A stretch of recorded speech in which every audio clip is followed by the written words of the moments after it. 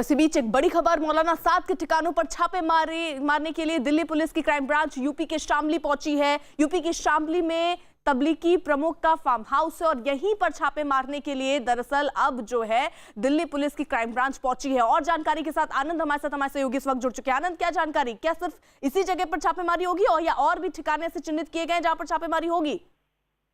जी देखिए, जो मौलाना साद है उनका उत्तर प्रदेश के शामली के पास कांधला एक जगह है, वहाँ पर एक बहुत बड़ा फार्म हाउस है और अक्सर वहाँ पे आके जो मौलाना साद है रुकते भी थे। इसलिए सुबह 9 बजे क्राइम ब्रांच की एक टीम जो है वो पीपीई किट के साथ बाकायदा पूरे मेडिकल इक्विपमेंट के साथ अपनी सेफ्टी को देखते हुए वहाँ पर पहुंची हुई है और वहाँ पे कुछ देर के बाद छापेमारी की कार्रवाई शुरू होगी। जो केयर टेकर है वहाँ के, उनसे पूछताछ की जाएगी कि क्या कोई मरकज से जुड़े लोग यहाँ पर भी आके तो नहीं रुके हुए थे, क्योंकि कई जो मरकज के लोग थे वो उत्तर प्रदेश भी भाग गए थे और अलग अलग जगहों से छापेमारी के बाद उनकी गिरफ्तारी हुई है। बहुत सारे लोगों को क्वारंटाइन किया गया है। तो उसी के सिलसिले में क्राइम ब्रांच की टीम मौलाना साद के इस फार्म हाउस पर पहुंची है और वहाँ पे कुछ देर के बाद जो कार्रवाई है छापेमारी की की जाएगी।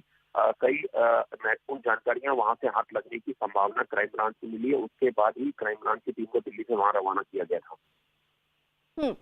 आनंद, उस फार्म हाउस में कुछ लोग भी थे, कोई अभी वहां पर है भी, कुछ ऐसी जानकारी अभी तक मिल पाई है?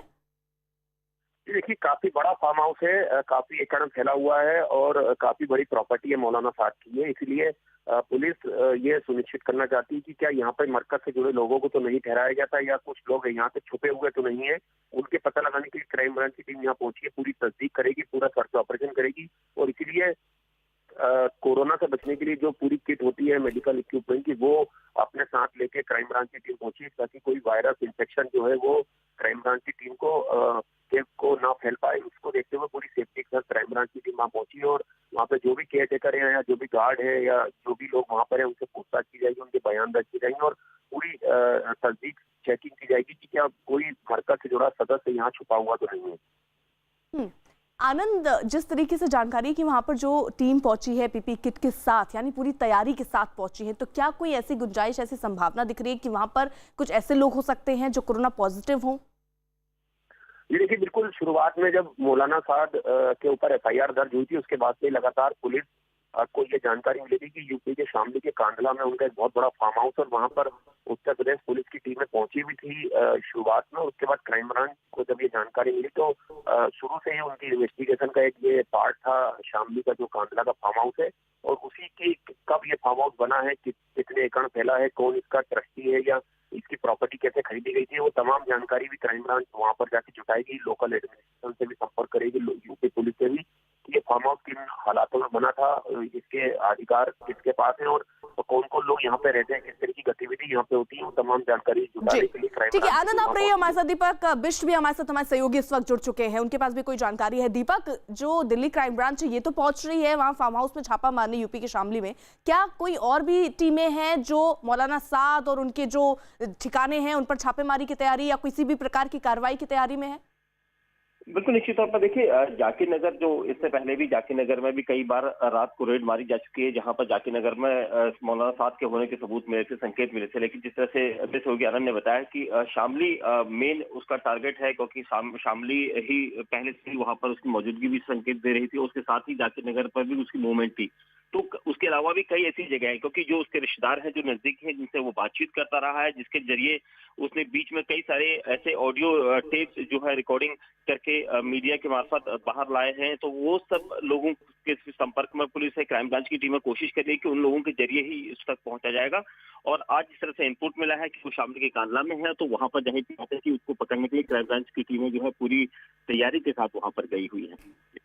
दीपक, अभी तक मौलाना साद हालांकि एक ऑडियो जरूर जारी करके ये बोल रहे हैं कि लोगों को आगे आना चाहिए, कोरोना का टेस्ट कराना चाहिए, सहयोग करना चाहिए, लेकिन वो खुद कोई सहयोग नहीं कर रहे हैं। वो अभी तक कहाँ है, इसकी कोई जानकारी नहीं मिल पाई है। क्या इस दिशा में भी अब कार्रवाई होगी, ढूंढने की तैयारी हो रही है उनको?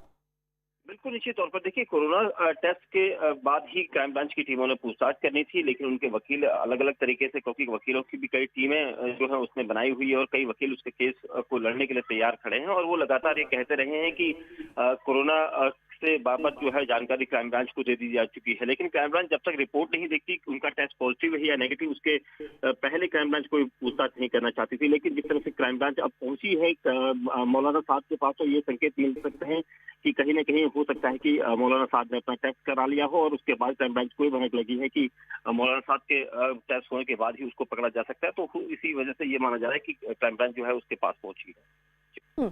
अमिताभ सिन्हा भी हमारे साथ, हमारे सहयोगी इस वक्त न्यूज रूम से जुड़े हुए हैं। अमिताभ, ऐसे वक्त पर जब देश एक बड़े युद्ध की तरफ है, कोरोना से जूझ रहा है, मौलाना साहब कह रहे हैं हम सहयोग कर रहे हैं लेकिन छिपे बैठे हैं, पुलिस को अब उनके ठिकाने ढूंढने पड़ रहे हैं, ये पता लगाना पड़ रहा है तो कहीं और कोई छिपा तो नहीं है, कोरोना पॉजिटिव कोई जो कोरोना लेकर घूम रहा उसके खिलाफ कार्रवाई करनी पड़ रही है। बिल्कुल, अभी तक सबसे बड़ी चिंता सरकार की भी यही थी। जैसे ही जमात के लोग बाहर निकले हैं, पूरे देश में कहां पर जाकर वो छिपे हैं, इसके आंकड़े तक जुटाना मुश्किल हो रहा था सरकार के लिए। लोग अपनी जांच के लिए बाहर नहीं आ रहे थे। ये सबसे बड़ी चिंता थी, जिसको लेकर काफ़ी राजनीति भी हुई। लोग उनके बचाव में भी मौलाना साद के सामने आए, लेकिन सरकार की चिंता ये थी कि ये इसके बारे में सरकार को सूचना क्यों नहीं दी, इसके बारे में जमाती बाहर क्यों नहीं आ रहे हैं। कई जगह पत्थरबाजी की घटना हुई, सबसे बड़ी चिंता यही थी। और अब अपील आ रही है कि लोग बाहर आए, जांच करवाएं। तो लेकिन इसमें भी काफ़ी देर हो चुकी है, काफ़ी संक्रमण इन लोगों के चलते फैला है जो लोग उस जमात में शामिल थे। तो बहरहाल कम से कम इन रेड के जरिए कम से कम लोगों को बार बार संदेश भी दिया जा रहा है। प्रधानमंत्री अपील कर रहे हैं कि लोग बाहर आएँ, अपनी जांच कराएं। तो अब कम से कम सरकार ने बड़ी मेहनत से इसको काबू में किया है और कम से कम ये अपील कम से कम उनकी लोगों तक पहुंचे कि लोग बाहर आकर जांच कराएं। लेकिन सबसे पहले अगर उन्हें पकड़े भी जाते हैं या सरेंडर भी करते हैं तो सीधे तौर पर आपदा फैलाने और आपदा प्रबंधन कानून के तहत उन पर कड़ी कार्रवाई तो होनी ही होनी है। सरकार ने इसके बारे में संकेत दे दिया है।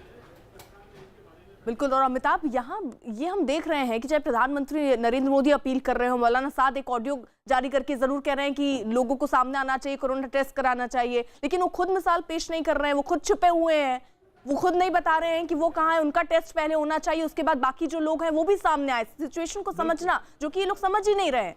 बिल्कुल, एक लोकतांत्रिक देश है, यहाँ विचार अभिव्यक्ति की पूरी स्वतंत्रता है। यहाँ पर आपको अपनी धार्मिक जो भी काम करते हैं उसकी पूरी स्वतंत्रता है। आपको सड़क पर बैठने की स्वतंत्रता, हर स्वतंत्रता है। लेकिन उस स्वतंत्रता का लाभ उसका लाभ ऐसे उठाया जाएगा, इसके बारे में किसी को भी शोभा नहीं था। ऐसा लाभ कोई भी उठाएगा तो जाहिर तौर पर ये मुश्किल की घड़ी है भारत के लिए। और लेकिन जो उन्होंने किया है मौलाना साद ने, ये जल्दी वो जब कानून के सामने आएंगे तो उनको भी पता चलेगा कि कानून भी कैसी सजा देता है।